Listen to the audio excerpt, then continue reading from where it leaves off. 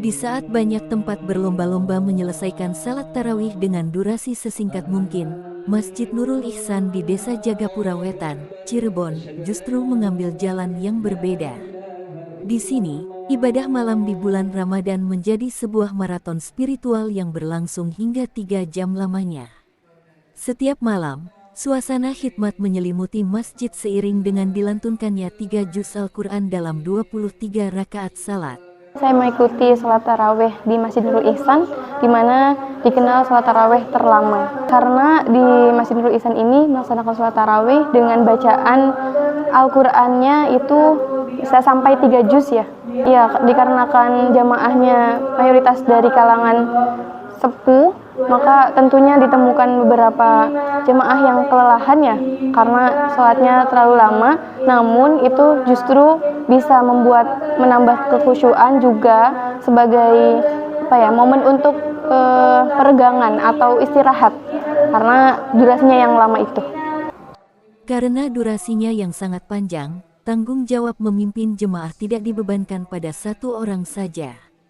Pihak masjid telah menyiapkan 5 orang imam yang merupakan santri serta kiai penghafal Al-Quran untuk bertugas secara bergantian, memastikan setiap ayat tetap terbaca dengan tartil dan indah.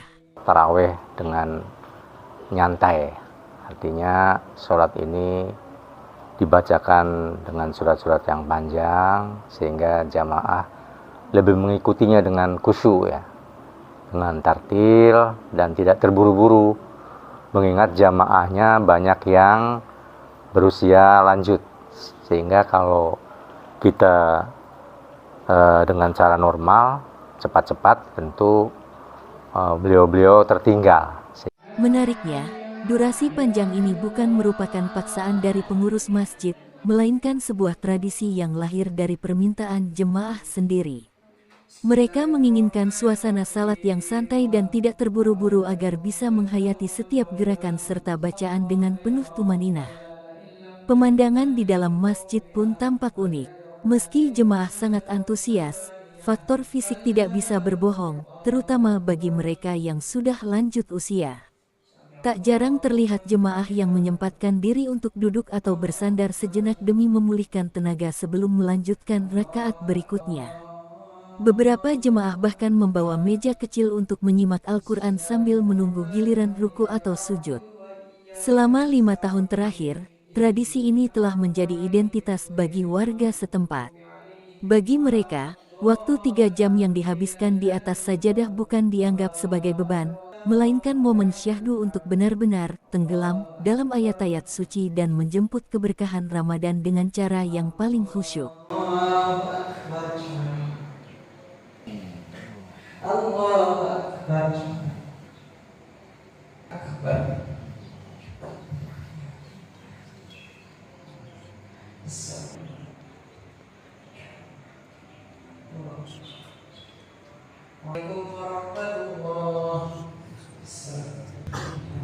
Assalamualaikum warahmatullahi wabarakatuh.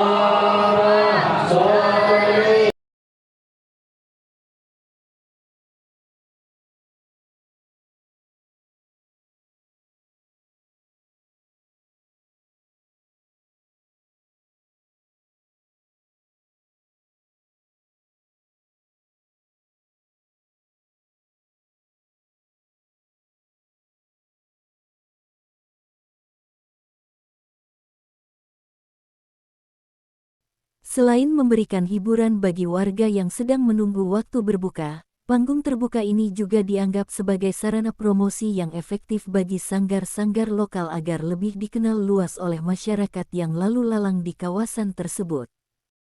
Kabid Pariwisata Disbudpar Kota Cirebon, Nopan Maradona, menjelaskan bahwa rangkaian pentas seni ini merupakan hasil kolaborasi untuk menghidupkan suasana ngabuburit di Kota Udang.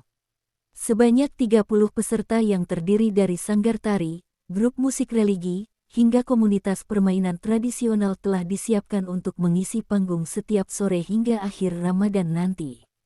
Program ini sengaja dihadirkan untuk mendampingi 498 lapak UMKM yang berjajar sepanjang 1,7 km dari PGC hingga persimpangan Krucuk.